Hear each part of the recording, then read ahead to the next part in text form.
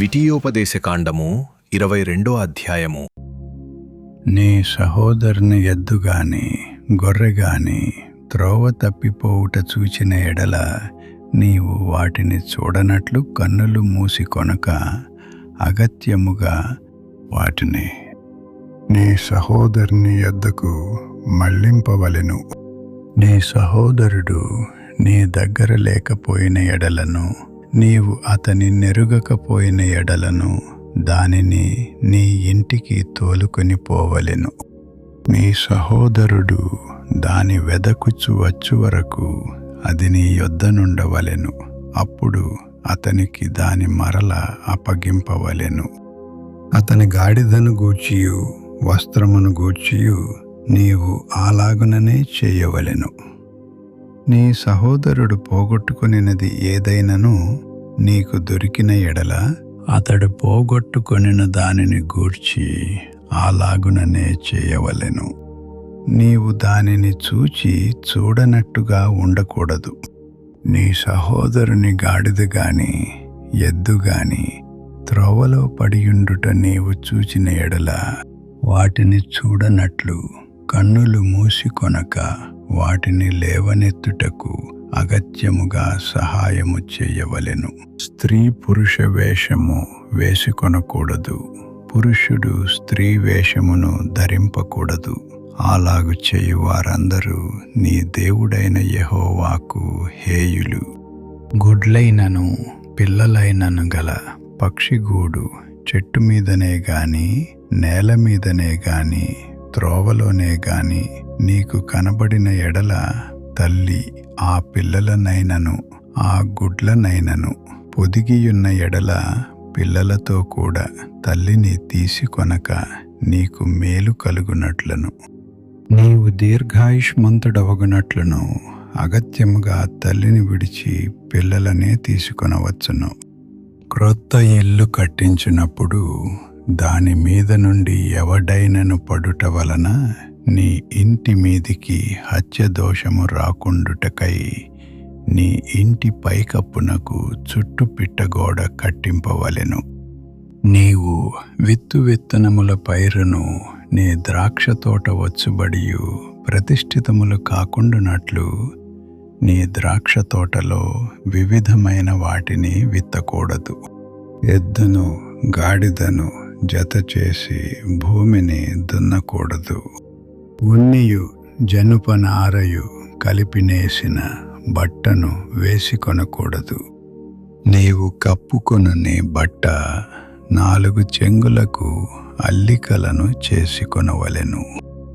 ఒకడు స్త్రీని పెళ్లి చేసుకొని ఆమెను కూడిన తర్వాత ఆమెను ఒల్లక ఆమె మీద అవమాన క్రియలు మోపి ఆమె చెడ్డదని ప్రచురపరిచి, ఈ స్త్రీని నేను పరిగ్రహించి ఈమె దగ్గరకు వచ్చినప్పుడు ఈమె యందు కన్యాత్వము నాకు కనబడలేదని చెప్పిన ఎడల ఆ చిన్నదాని తల్లిదండ్రులు ద్వారమందున్న ఆ ఊరి పెద్దల యొద్దకు ఆ చిన్నదాని కన్యాత్వ లక్షణములను తీసుకొని రావలెను.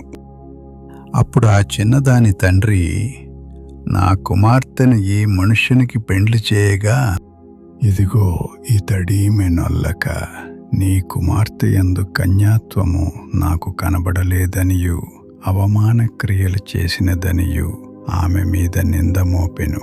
అయితే నా కుమార్తె కన్యాత్వమునకు గురుతులివే అని పెద్దలతో చెప్పి పట్టణపు పెద్దల ఎదుట ఆ బట్టను పరచవలెను. అప్పుడు ఆ ఊరి పెద్దలు ఆ మనుష్యుని పట్టుకొని శిక్షించి 100 వెండి రూకలు అపరాధముగా వాని యొద్ద తీసుకొని ఆ చిన్నదాని తండ్రికి ఇవ్వలెను.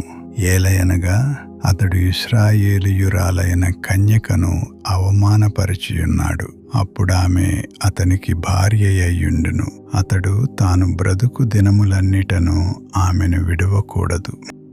అయితే ఆ మాట నిజమైన ఎడల, అనగా ఆ చిన్నదాని యందు కన్యకా లక్షణములు కనబడని ఎడల, వారు ఆమె తండ్రి ఇంటి యొద్దకు ఆ చిన్నదానిని తీసుకొని రావలెను. అప్పుడు ఆమె ఊరివారు ఆమెను రాళ్లతో చావగొట్టవలెను. ఏలయనగా ఆమె తన తండ్రి ఇంట వ్యభిచరించి ఇశ్రాయేలీయులలో దుష్కార్యము చేసెను. అట్లు ఆ చెడుతనమును మీ మధ్య నుండి మీరు పరిహరించుదురు. ఒకడు మగనాలితో శయనించుచుండగా కనపడిన ఎడల వారిద్దరూ అనగా ఆ స్త్రీతో శయనించిన పురుషుడను ఆ స్త్రీయును చంపబడవలెను. అట్లు ఆ చెడుతనమును ఇశ్రాయేలులో నుండి పరిహరించుదురు. కన్యకయైన చిన్నది ప్రదానము చేయబడిన తరువాత ఒకడు ఊరిలో ఆమెను కలుసుకొని ఆమెతో శయనించిన ఎడల ఆ ఊరి గవిని అద్దకు వారిద్దరిని తీసుకుని వచ్చి ఆ చిన్నది ఊరిలో కేకలు వేయకయున్నందున ఆమెను తన పొరుగువాని భార్యను అవమానపరిచినందున ఆ మనుష్యుని రాళ్లతో చావగొట్టవలెను. అట్లు ఆ చెడు తనమును మీలో నుండి పరిహరించుదురు. ఒకడు ప్రదానము చేయబడిన చిన్నదానిని పొలములో కలుసుకొనినప్పుడు ఆ మనుష్యుడు ఆమెను బలిమిని పట్టి ఆమెతో శయనించిన ఎడల ఆమెతో శయనించిన మనుష్యుడు మాత్రమే చావవలెను. ఆ చిన్నదానినేమియూ చేయకూడదు. ఆ చిన్నదాని యందు మరణపాత్రమైన పాపము లేదు. ఒకడు తన పొరుగువాని మీదికి లేచి ప్రాణహాని చేసినట్టే ఇది జరిగినది. అతడు ఆమెను పొలములో కలుసుకొనగా ప్రదానము చేయబడిన ఆ చిన్నది కేకలు వేసినను ఆమెకు రక్షకుడు లేకపోయెను. ఒకడు ప్రదానము చేయబడని కన్యకయైన చిన్నదానిని కలుసుకొని ఆమెను పట్టుకొని ఆమెతో శయనింపగా వారు కనబడిన ఎడల ఆమెతో శయనించిన వాడు ఆ చిన్నదాని తండ్రికి 70 వెండి రూకలిచ్చి ఆమెను పెండ్లి చేసి కొనవలెను. అతడు ఆమెను అవమానపరచెను కనుక అతడు తాను బ్రతుకు దినములన్నిటను ఆమెను విడిచిపెట్టకూడదు. ఎవడును తన తండ్రి భార్యను పరిగ్రహింపకూడదు. తన తండ్రి విప్పతగిన కోకను విప్పకూడదు.